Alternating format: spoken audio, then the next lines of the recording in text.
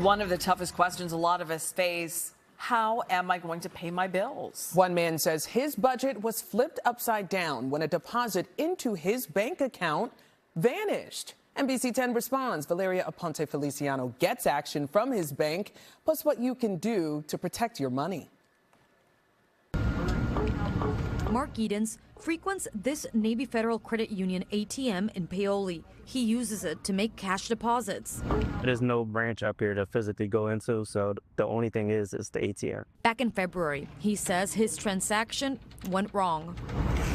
The ATM gave me an error receipt, and then this just started rebooting. It gave like these weird codes and stuff, and then I looked on my app and saw that the money didn't reflect in my account. The $980 he deposited, gone. That was a lot of money. Panic set in. Where it was just like, wow, so how I'm gonna pay this, how I'm gonna pay that. Mark says he filed a dispute with Navy Federal Credit Union, trying to get that $980 into his account. I've reached out to them multiple times. He was denied each time, saying the credit union found no mistake with their machine. That's when Mark's dad said he should reach out to NBC10 Responds. And he told me to reach out to y'all to see if there was anything y'all could do to help me. Mark gave us his transaction receipts, pictures he took of the ATM, and other documentation of his case. NBC10 Responds reached out to Navy Federal Credit Union. We asked the company what it knew about his case.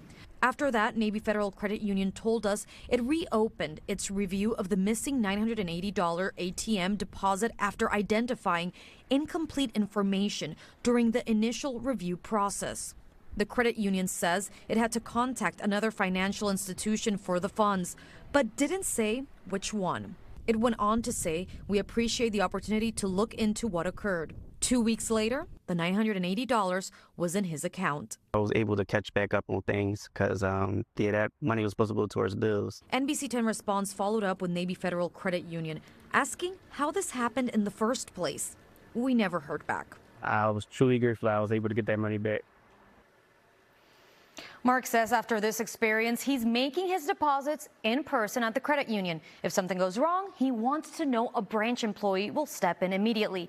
The American Bankers Association also tells us keeping deposit receipts, like Mark did, should make it easier to file a dispute when something goes wrong.